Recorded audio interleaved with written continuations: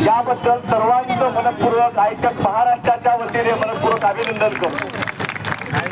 भगिनींनो आणि भावांनो, आपण आपला इतिहास नेहमी लक्षात ठेवावा लागेल। 2024 ला GR निघत असताना मालेगावच्या आपल्या कंत्राटी नर्सेस ज्यांचा मृत्यू झाला होता त्याची आठवण मला या निमित्ताने येते। 5-7 वर्षाचा मुलगा मुलगी असलेली आपली ताई आपल्याला सोडून गेली।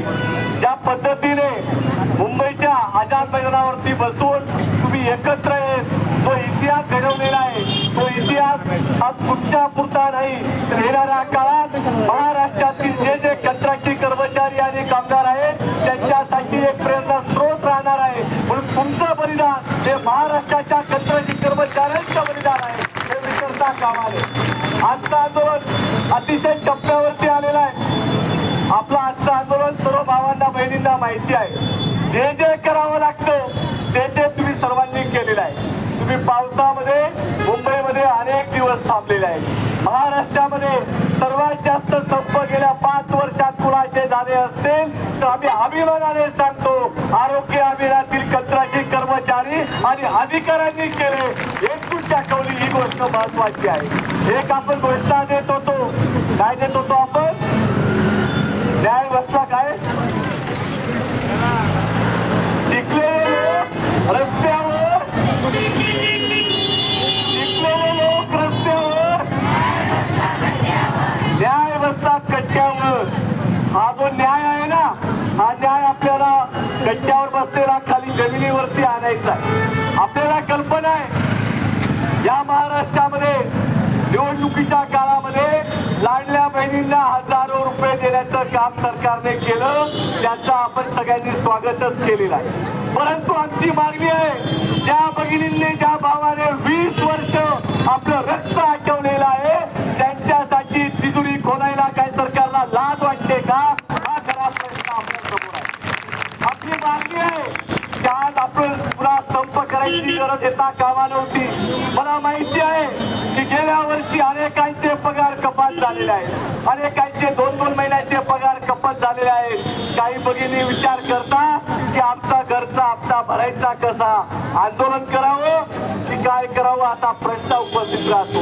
प्रश्न असा आहे भगिनींनो आणि भावांना सांगू इच्छितो, या राज्यामध्ये आणि देशामध्ये कंत्राटी कर्मचारी ही एक नवीन जात तयार करण्याचं पाप केंद्र आणि राज्य सरकारने केलेलं आहे। सुप्रीम कोर्टाने सांगितलेलं आहे समान कामाला समान वेतन द्या, ते आपल्या हक्काचं आहे। ही मागणी सुद्धा आपण सातत्याने करत आहोत आणि म्हणून आजच्या या आंदोलनाच्या निमित्तानं मी फार न बोलता एकच सांगेन की तुम्ही इतिहास घडवलेला आहे आणि आता अतिशय जवळ तुमचा विजय येऊन ठेपलेला आहे। ज्यांनी ज्यांनी त्रास भोगलेला आहे, अनेक अधिकाऱ्यांचे बोलणे खाल्लेले आहेत, घरच्यांचे सुद्धा बोलणे खावे लागतात। मला कल्पना आहे महिलांना जेव्हा रस्त्यावर यावं लागतो तेव्हा एक सासूबाई नसते तर अनेक सासरे आणि अनेक सासू तयार होत असतात।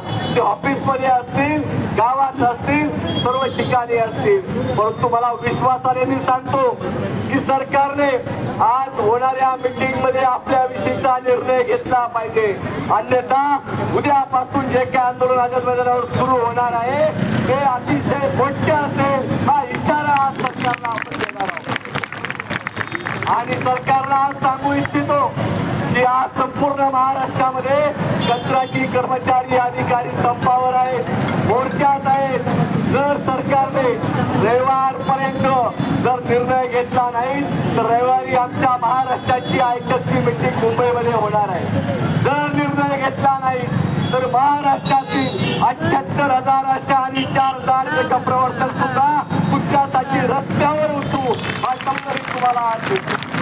कारण आपण सर्व एकमेकांना मदतीची भूमिका घेणारे आहोत। आपलं कुटुंब आहे राष्ट्रीय आरोग्य अभियान, म्हणून आपली एकी असली पाहिजे।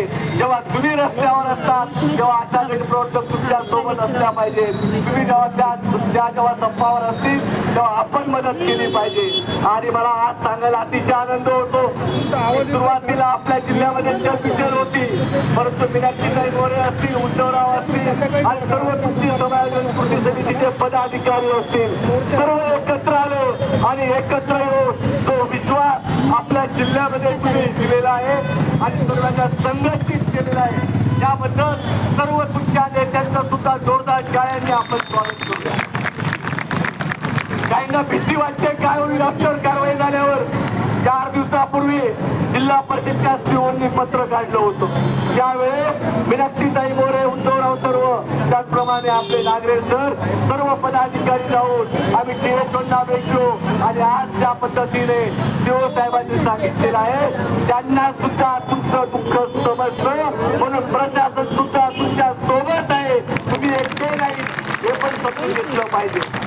खरं तर आज आपल्याला जी वेळ आली ही वेळ संपायची यायला नको, कारण आपला शासन निर्णय आधीच झालेला आहे आणि म्हणून आपले जे म्हणणं आहे की जो निर्णय घेतलाय त्याची फक्त अंमलबजावणी करण्याचा विषय आहे. परंतु महाराष्ट्रामध्ये नवीन आरोग्यमंत्री आले. पहिल्या आरोग्य मंत्र्यांना तानाजी सावंत साहेब आणि एकनाथ शिंदे साहेबांना आपण कधी विसरणार नाही, कारण त्यांनी आपला GR काढून मोठं योगदान दिलेलं आहे. याची आठवण आपल्याला ठेवावी लागेल. आज आपल्यावरती जी वेळ आहे ते फक्त GRच्या अंमलबजावणीची. ग्रामविकास मंत्रालय असेल, नगर विकास मंत्रालय असेल, वैद्यकीय शिक्षण विभाग असेल, या ठिकाणी रिक्त असलेल्या जागांमध्ये आपल्या समायोजनाची प्रक्रिया सुरू झाली पाहिजे. मला विश्वास आहे बघितलो की आतापर्यंत नाशिकमध्ये अनेक आंदोलन तुम्ही केलेले आहेत. मी तुमच्या सोबत जेव्हा पायी निघणार होते त्या दिवशी पहाटे 4 वाजेपर्यंत होतो. मला कल्पना आहे ज्या चुका आधी घडल्या आहेत त्या भविष्यामध्ये कधीच होणार नाही, कारण सगळे नेते आपले एकमताने मुंबईमध्ये संघर्ष करतायत. त्यांचे हात बळकट करायचे असतील तर आपली सगळ्यांची एकी असली पाहिजे. 100% संपात सगळ्यांनी असलंच पाहिजे हा निर्धार सुद्धा सर्वांनी केला पाहिजे. आपण स्वतःसाठी लढतोय आणि हा स्वतःसाठी लढताना तुम्ही अंतिम टप्प्यात आहेत भावांनो आणि बहिणींनो. मी सांगू इच्छितो मला विश्वास आहे हे आंदोलन विजयी झाल्याशिवाय थांबणार नाही. या दृष्टीने आपण पुढे जाण्याचा प्रयत्न करू आणि पुन्हा एकदा सर्व डॉक्टर, सर्व वैद्यकीय अधिकारी, लढणाऱ्या माझ्या कंत्राची सर्व भगिनी, सगळ्यांना अधिकाऱ्यांना विनंती करतो आपली एकजूट कायम ठेवा. 100% विजय आपला होणार आहे. त्या विश्वासाने पुढे जा. पुन्हा एकदा महाराष्ट्रातील आशा गटप्रवर्तक संघटना आयटकच्या वतीने त्याचप्रमाणे महाराष्ट्रामध्ये असलेल्या कामगार कर्मचारी संयुक्त कृती समितीचा महाराष्ट्राचा समन्वय केला जाणारे आपल्या या संपूर्ण आंदोलनाला आम्ही पाठिंबा व्यक्त करतो. तुमच्या सोबत आहोत हा निर्धार व्यक्त करतो आणि माझे 2 शब्द संपवतो. धन्यवाद. समायोजन आमच्या हक्काचं.